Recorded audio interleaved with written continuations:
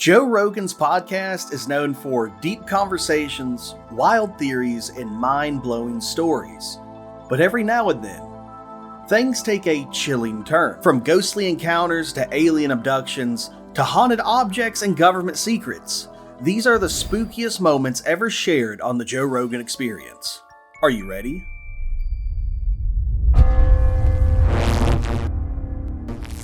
Comedian Tom Papa thought his Nest camera would bring him peace of mind while he was on the road, until it delivered his worst nightmare. Did I ever show you the picture of my ghost?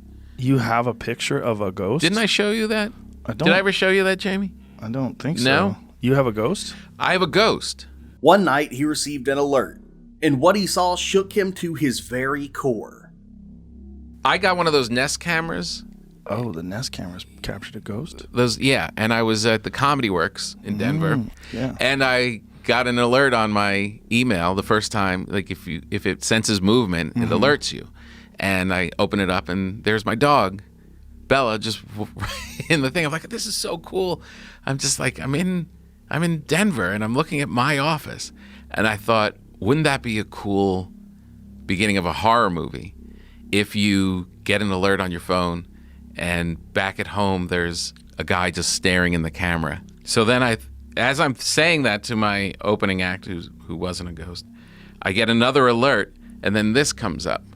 Oh yeah, you can see it up there. A shadowy figure stood motionless in his doorway. Was it an intruder, a ghost, or just a trick of the light? Even Joe Rogan wasn't convinced it was fully a spirit. That's a man with a wrench. Yeah, or a man in a trench coat with an Uzi. This is 10 o'clock at night. The only people home are my wife and my daughter. This is on the second floor. There is no shadow coming in the thing. It's a ghost. That's a legit ghost. You don't think that's a person? That's not a person. For sure. My wife is the only one in the house. And you think that's a gun in his hand? Could be a clipboard. Maybe he's just a really annoying surveyor from the dead. I have a ghost in my house. And then we hear things. Yeah, see, it does seem... It seems like, the light is behind him, right? Like, yeah. Like the outside right edge of it is sort of highlighted, like there's a light behind him. Mm-hmm. Doesn't look like a gun, though. It is weird. I mean, it could be a gun. And then I got this video. Really? And yeah, I do. And then my wife... Yeah, we've all had little things go on in the house. Like what kind of little things? My wife thought someone was standing right behind her. She's doing the lawn. She thought it was my daughter, and turned, and there was... Oh, that's a bug. It's a fucking bug, right? Thank you, Jamie. Jamie. Let's watch this. Let's watch this so everyone at home can laugh at how fucking crazy Tom Papa is. Here we go. Well, if you first... Let's watch the bug. Oh, look. Oh, a yeah. fucking bug. A flat paper Just piece shut of your paper. mouth. Oh, No. all bugs look like a fortune cookie. Dude, it's a bug. Listen to me. 1,000,000% that is a fucking bug. All right. I'll buy that one. See if you can find that, I'm Jamie. convinced. But that other one... Well, you're I'm looking at a ghost lover, bro. I am a ghost lover. I love all of it. I love being in a spooky old house, a nice old church, theaters. The Comedy Store belly room scares me sometimes. Yeah. I've taken people up there. I go, just stand here and tell me if you don't feel weird. In the belly room. There's something about the belly room. When you go above those stairs, it's just like there's something about that room, especially when there's no show going on. It just feels like your body's telling you, get the fuck out of here. Right? Let's get out of here. So what is that? You're a bitch. Dan Aykroyd didn't just play a Ghostbuster, he lives like one. From owning a haunted farmhouse in Canada to buying the former home of legendary singer Mama Cass Elliot, his experiences with the paranormal are no joke. But the most shocking part? A spirit allegedly climbed in the bed with him. According to Aykroyd, he snuggled a ghost. I'm there with my dad in Canada a lot, and we have the old family farm, but with the haunted farmhouse, and I've got a book for you. Well, let me say that there's residual energy from the people who've lived there in the past. So you hear footsteps and voices and creaks and doors closing and that, and many people have had experiences in it. So there's a reason why on. people don't want to live in a house where people were murdered. No one was killed in that farmhouse, but many people passed there. But even that, that weirds people out. But absolutely, if you have a house where people were murdered, and this is why there's laws, you have to divulge. I had to divulge. Did you? It wasn't because of a murder, but when I sold our house in Los Angeles, we lived in Mama Cass's old estate on Woodrow Wilson Drive, and we sold it to Beverly D'Angelo, and she's been on the Celebrity Ghost Show talking about the spirits that were in that house. What happens? Jewelry will hop around on the table, shapes will be seen, you'll feel a touch in the shoulder, that kind of thing. The staff felt it. And I had an experience one night where something got into bed with me. I was alone. I don't know what went on there, but I just figured, Sexually? You fucked a ghost? I think I was being come on to there, but anyway, or it did try to come on to me, and I didn't refuse its. You resisted? Wanton. You know what? I just snuggled up next to it and went to sleep. You spooned with it. I did. I felt a shape. I looked and saw the depression. I saw the depression in the mattress, and I felt a shape, something next to me, felt a form next to me, and Were you hammered? I nuggled. No, not that night. I was working on a picture and went to bed early. But I was alone in the house. You're laying alone in bed, and you're working on a film. I'm lying there. What film was it? It was something that I'd been working down at Universal. I don't know, maybe Dragnet or something like that. Okay. So you're working on Dragnet, you're lying in bed, and then there's like a weight next to you. I feel a weight next to me. I turn and I look. Like a person is laying in bed. I saw the depression. There were two, yes, and there were two spirits that might have been there. Maybe Mama Cass herself, although she died in London. And then there was another guy that apparently, a rumor was he died of a drug overdose at a party, and they buried him in the hillside. And my daughter saw him walking with a little red-haired girl down the hall once, and we think that he might have been there. But anyway, when we sold the house to Beverly, there was right in the California real estate document that we had to sign. By law, you have to divulge any unusual activity in the house. So I had to sign a clause in there that said yes at the beginning of our tenure in the house. We did have experience. Yeah. So she bought the house anyway. She's still there. She's very happy. So you had to sign papers that said you had unusual activity. If you sell a house in California, you will look in every real estate contract. There will be a clause that you must report unusual activity. So that is a state recognized. What if you do acid in your house? What's that? What if you do acid in the house? Joe has had his own eerie experiences right in the heart of Hollywood. The Comedy Store, once owned by the mob, is rumored to be haunted. Late at night, comics have heard whispers, seen shadow figures, and felt something watching them. Even Joe and his friends couldn't resist poking around for ghosts. Have you ever seen a ghost? Do you think you've ever seen a ghost? No, I do not. Have you ever experienced something that was like super creepy? You know what? A couple of my friends at the Comedy Store have claimed to have seen ghosts and claimed to have seen things. And I, with many of my friends that work there and comics and stuff, we've gone upstairs to the belly room in the dark and just freaked ourselves out and went, ran out of there, stoned out of our mind. I feel it. We got to go. Or you go into the main room at night and you're like, give me a hug, hold me. I'm scared. It's a weird place, man. People for sure have been murdered there. It was Bugsy Siegel's nightclub in the the 30s or 40s or some shit. It was Ciro's nightclub. Yeah, there's definitely some mojo there, too. Oh, yeah, for sure. If you've ever seen the film Fire in the Sky, you know of the terrifying story of Travis Walton. In 1975, he vanished for 5 days after a close encounter with a UFO.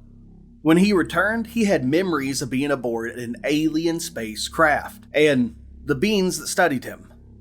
Joe has talked to Walton himself, and he believes it might be one of the most legit alien encounters ever documented. One by one, the other guys in the crew started looking, but nobody said, "Oh my God, what's that?" or anything like that. It was just kind of an idle curiosity at first. But when we burst into the clearing where we could see the source of this glow, it was just, whoa, I mean, it was just mind-blowing instantly.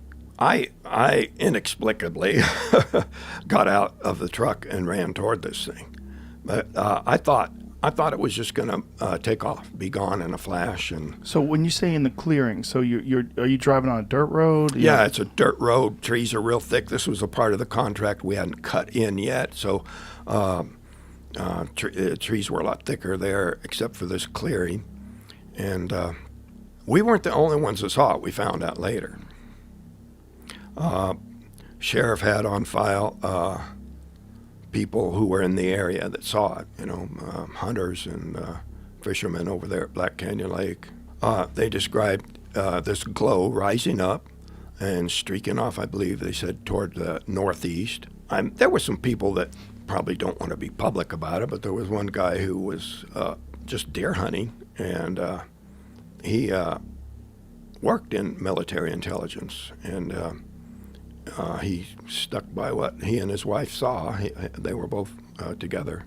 Now, what do you remember when you're going through your mind and you're trying? I mean, this is a story you've told so many times, and this is a story that's been turned into a film, which it's got to be very surreal. But when you look into your memories and you try to go back to that day. Well, I don't try. It's something I try to block out, but it's unforgettable. And there's... What do you remember seeing when you ran into the clearing? Well, the whole clearing was lit up with this weird glow. It's really hard to for any artist or movie to try to duplicate the strange glow there was there. Made everything look really, really pretty eerie, and did it have a color to it? It was kind of a golden color, but with a kind of a softness to it it wasn't like beams of light shooting out. It was just this haze of light. And did it seem to come from a specific part of the craft, or? Most of the surface seemed to be glowing. There were darker areas that didn't give off light, but it was the parts that weren't glowing. It wasn't so bright that you couldn't look at it, but it had a metallic look to it. So what did the craft itself look like? It was classic disc-shaped craft. So you see this thing, this disc-shaped craft, yeah. and then what happens? It started to move and started to get louder. Louder? Yeah. It was the guys in the truck heard it too. There was a low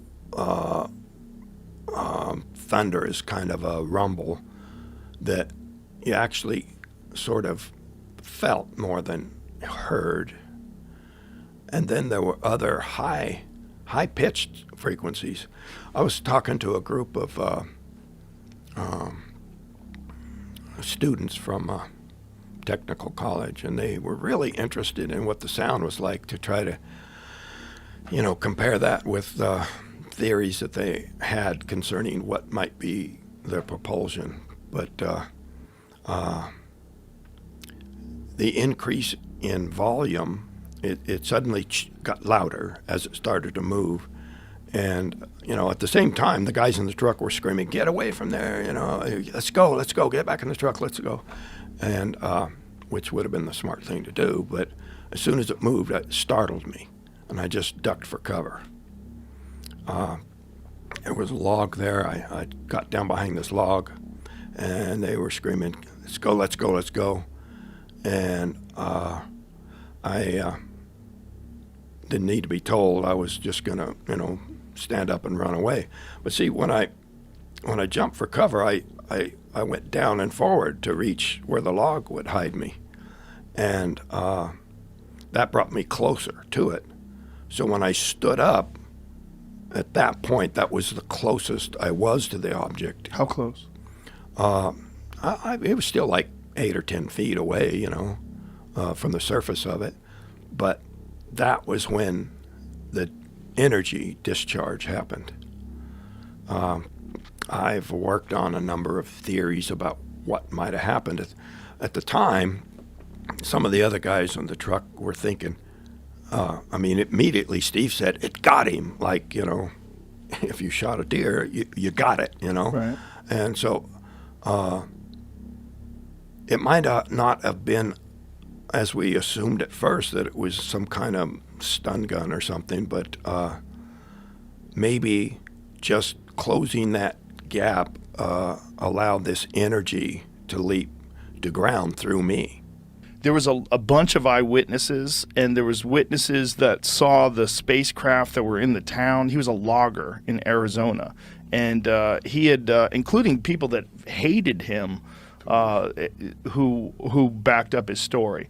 So they saw something in this area where they were logging. There had been sightings, like multiple sightings of UFOs in the past. And they saw something go through the sky and into the trees.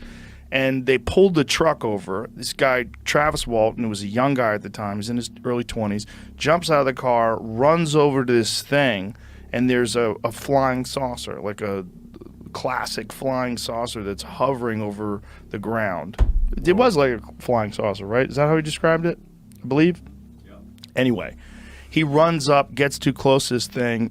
A burst of energy hits him. Like he got too close to it or something, gets knocked down. The other guys run.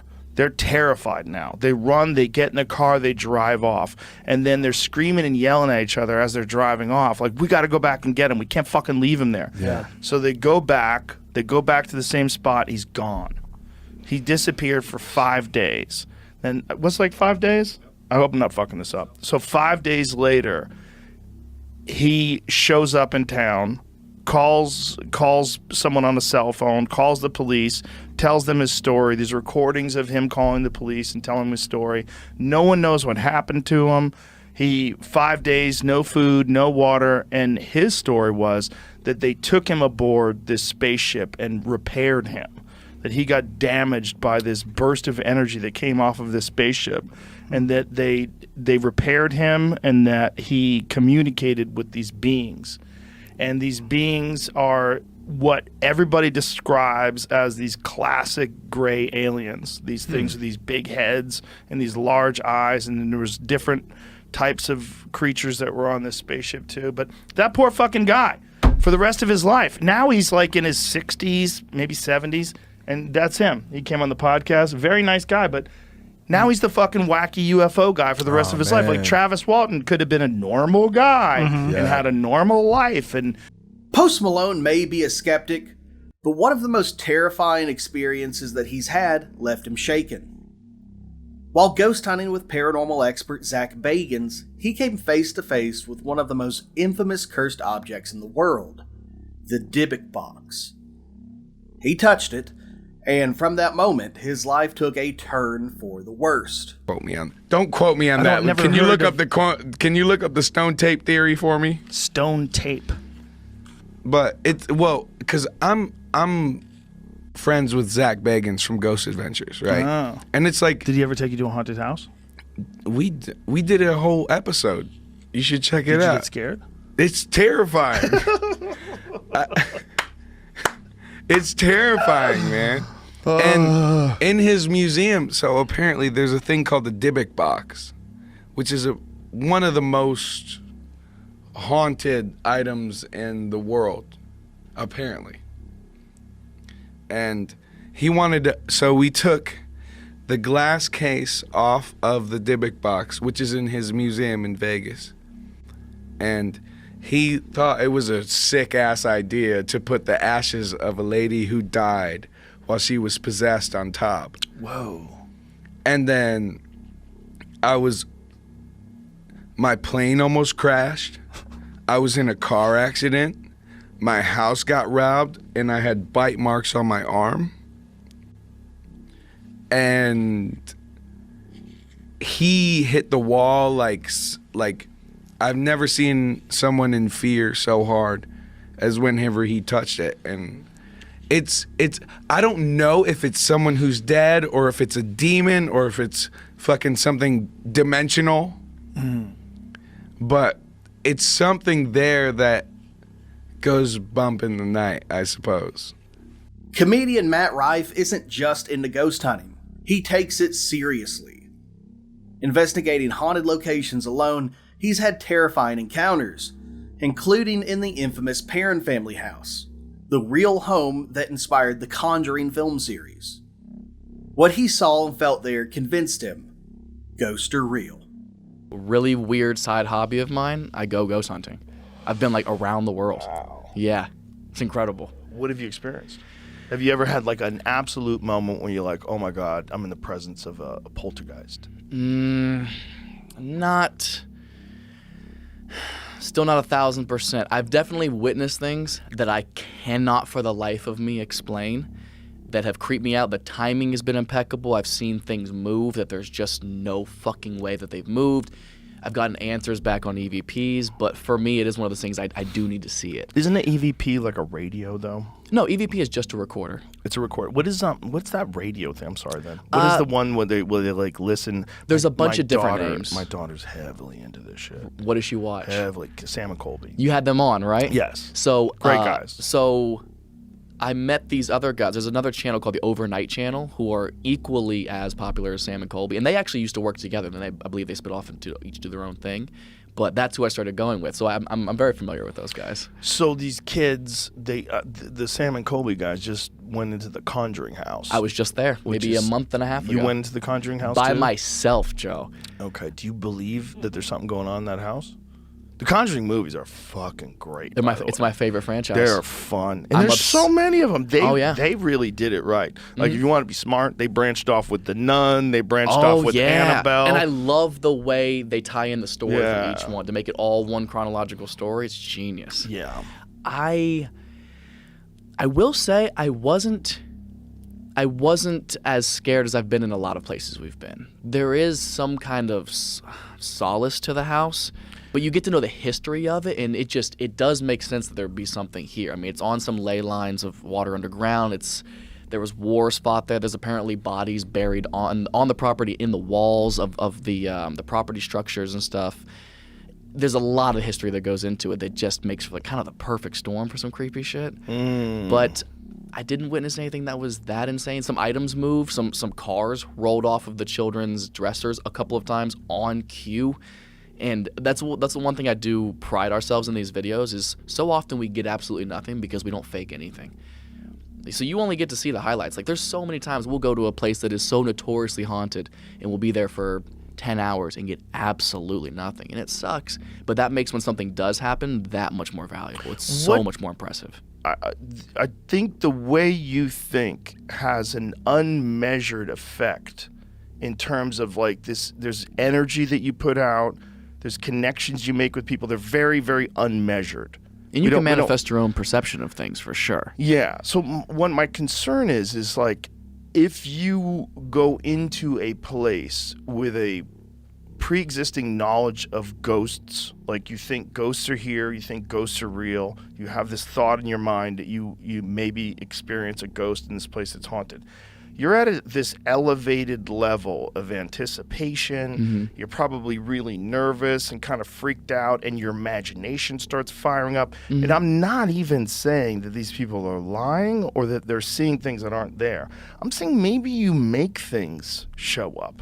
Yeah. Maybe you see memories. Maybe you experience some horrible energy that existed in this spot 50 years ago, 100 years ago, that there's like ways you can tune into that. I could see that being possible, but to me, that's what's so exciting about it is like you go hoping for those solidified answers. You're going hoping to witness something that you couldn't have possibly made up. But you know why I think that too? Is like you never see them in the daytime.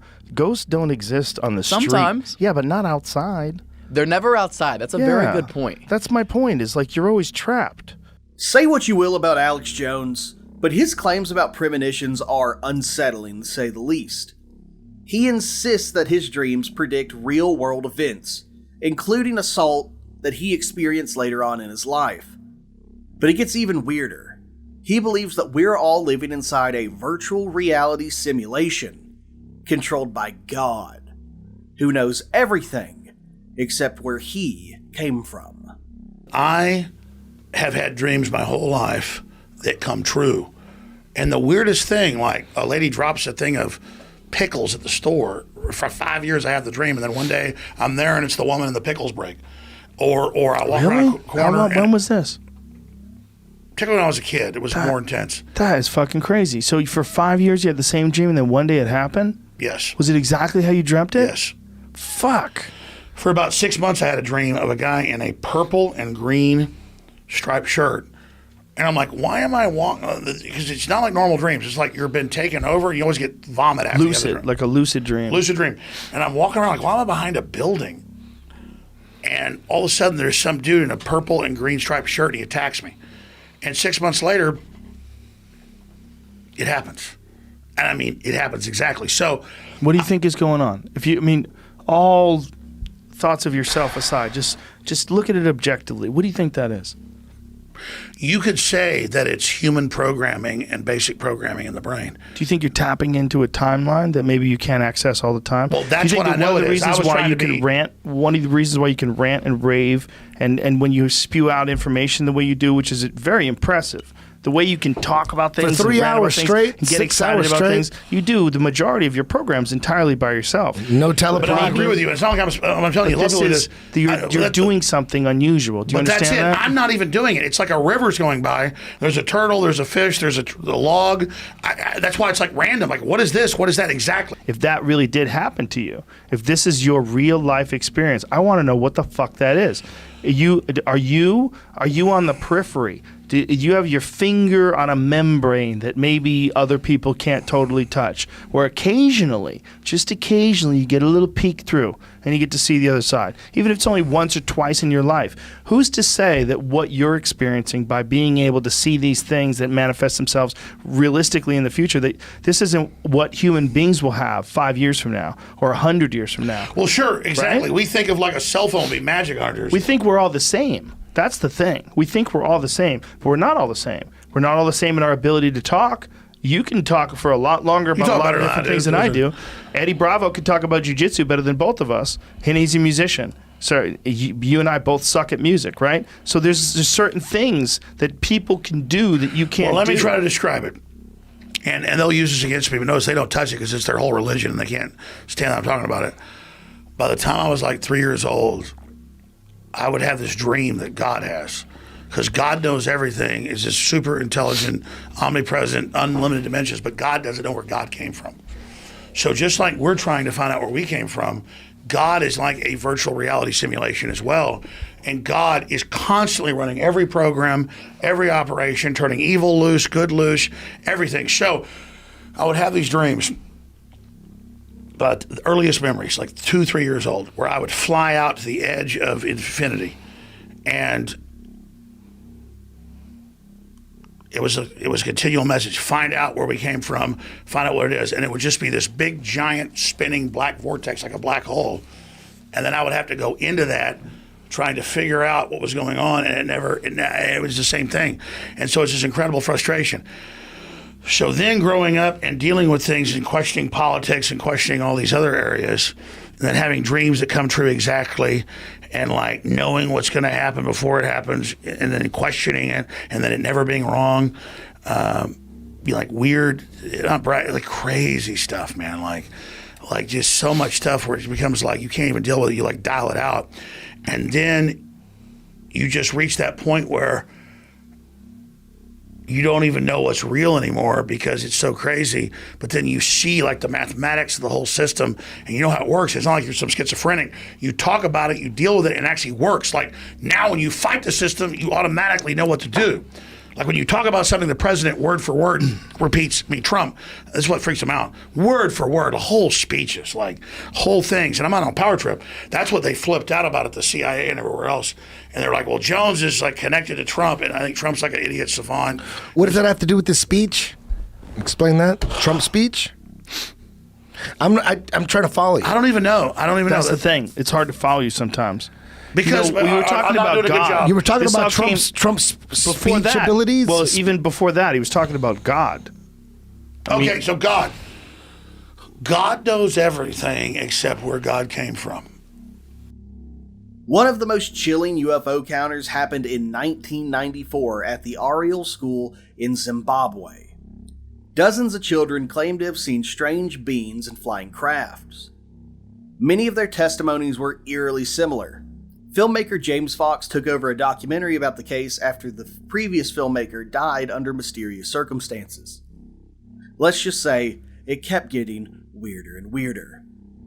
And I said to myself at the time, and remind you guys that I was making a film on UFOs, and I dismissed it so quickly because I thought there's no way that a mass landing with the sheer volume of eyewitness testimony at a school in broad daylight could happen and the whole world not know about it. So I just walked away from that story for about 10 years.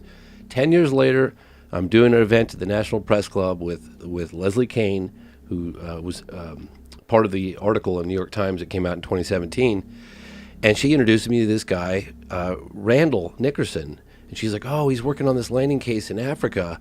Long story short, he's working on a film now. I think it's coming out next year, specifically on just that case. Dan Farah is producing it. And he said, I'm working on the case, and if you want to do something with me on it, a small piece, I could. So I got back into it. I licensed some of the footage that Dr. John Mack, the Harvard psychiatrist that came and interviewed the school children on camera within a week of it happening.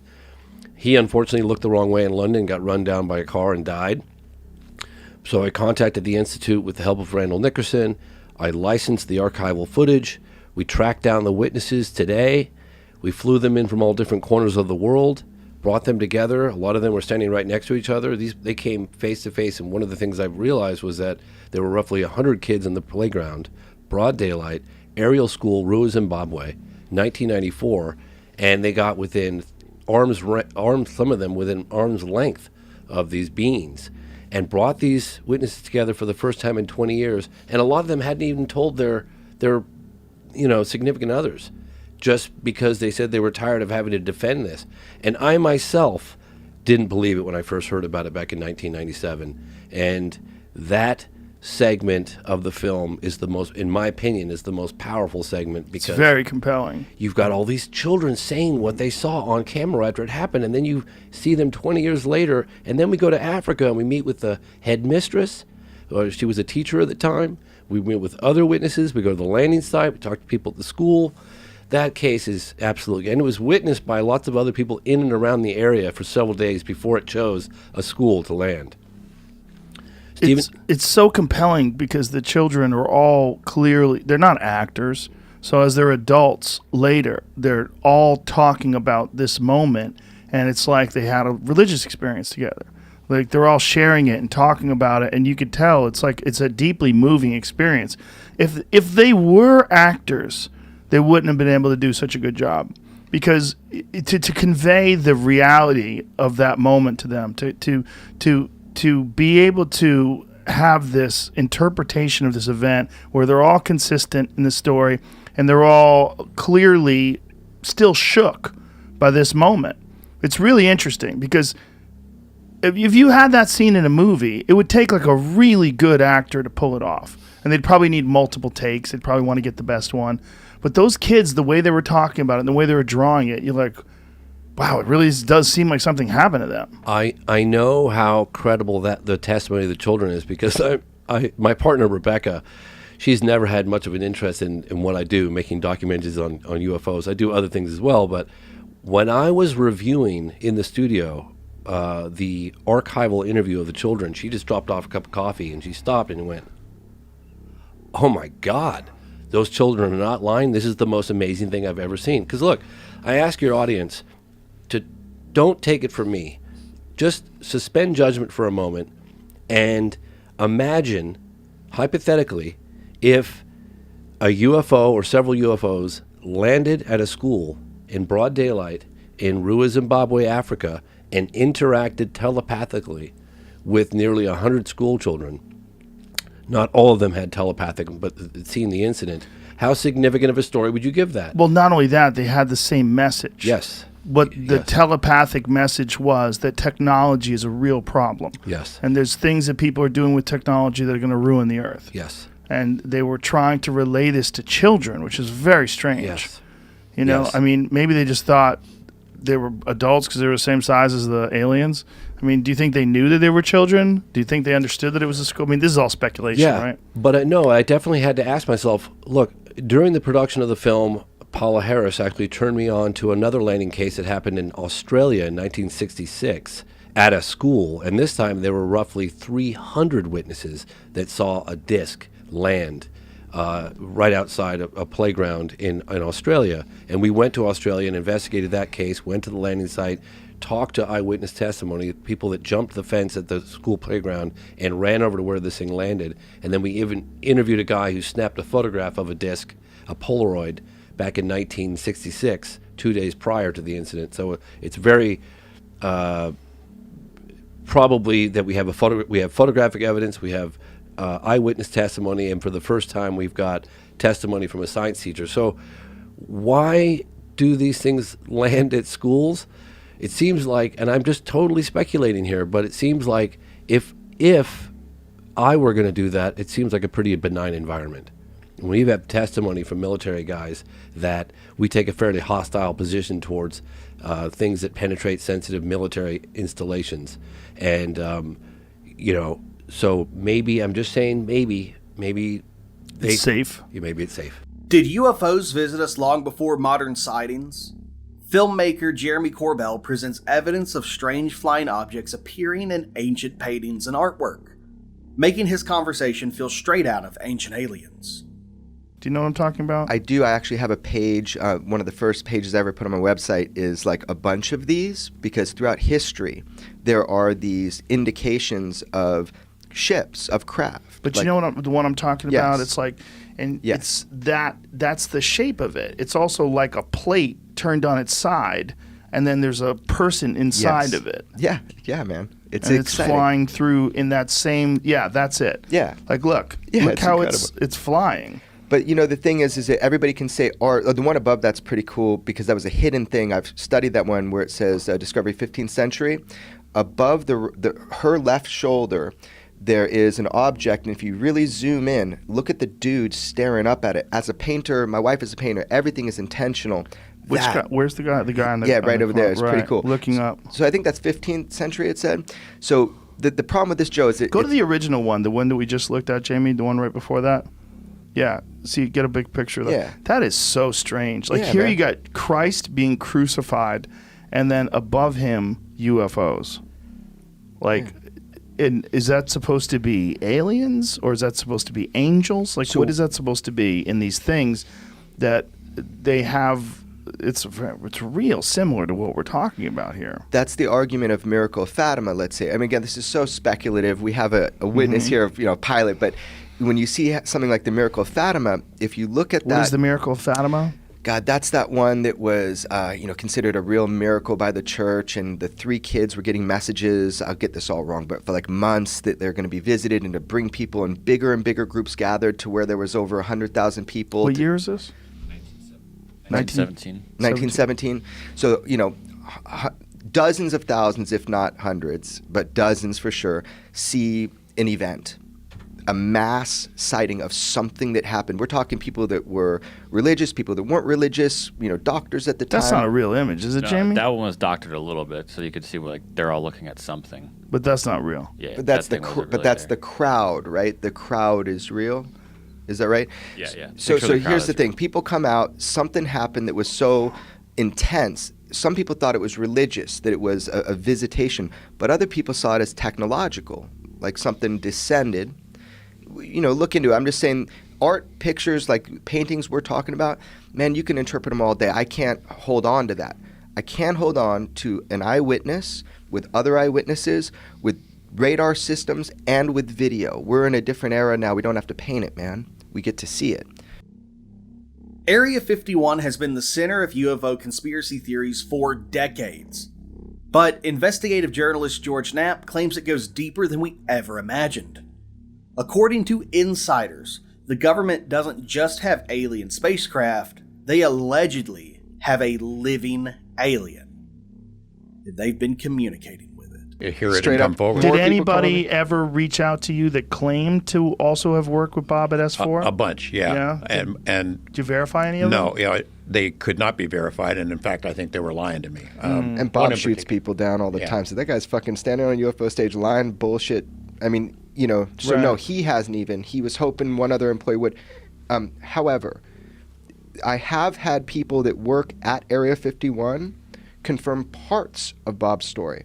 One in particular saw him coming off the jet, or he says he saw him coming off the Janet flights. I said, will you go on record with me that you met Bob there on the tarmac? No. Why? Everything we did there was confidential. We couldn't even tell our wives. Why would I go on record with you? And if he did go on record, he'd probably get harassed or arrested or... Yeah, he can't even tell you what he ate for lunch out there. You know, that. So, and one of the guys I was real excited to talk with just recently passed away. He actually started the bar that was at Area 51. So everybody told the bartender stuff. He started as a flower fund because no one would send flowers to wives when people died out there. But my point is, people have come forward to George, to me. A lot of people are lying, but it adds up over time, man. I got more than 24 people who have come to me with bits and pieces of the story, who had worked out at Area 51 that I confirmed were out there. Security people who had seen a disc under a tarp in a hangar. Different people had worked there at different times, 50s, 60s, 70s, and 80s, who had little pieces of the story, not to confirm Bob. And then there was one that I pursued. I don't know if you want to keep going on this, but sure. I had pursued this guy. I was trying to find in the early 90s people who were in a position to know about what goes on out there, and I found one. And he had been active in the nuclear weapons program. He had worked for EG&G. He had EG&G had the contract to manage Area 51 from the beginning, all the way through the first 30 or 40 years of it. And so I started basically stalking the guy.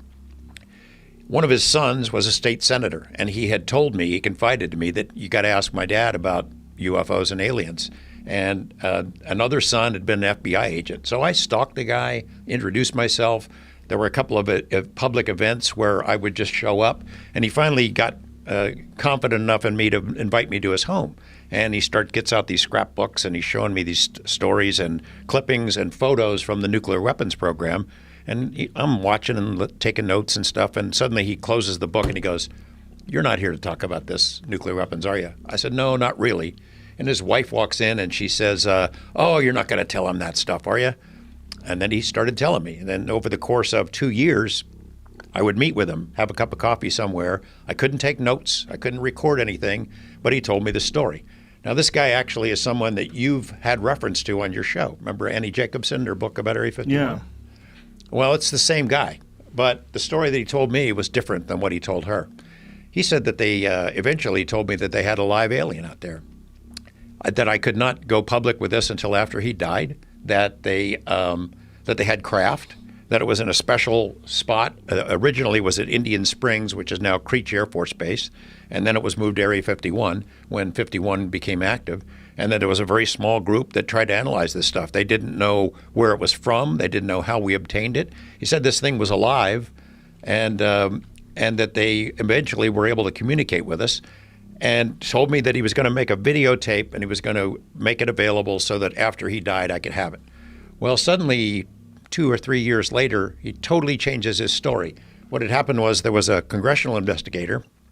His name was Richard D'Amato, and he worked for Senator Robert Byrd, and he oversaw black budget projects. And he got onto this UFO story from Whitley Strieber. And so he was assigned, find out what the deal is. So he went around the country, talked to different researchers, and came to me and wanted to know about Area 51 and Lazar. So I told him the story, and I told him about this guy. And he got permission for this guy to violate his security oaths and talk to him about it.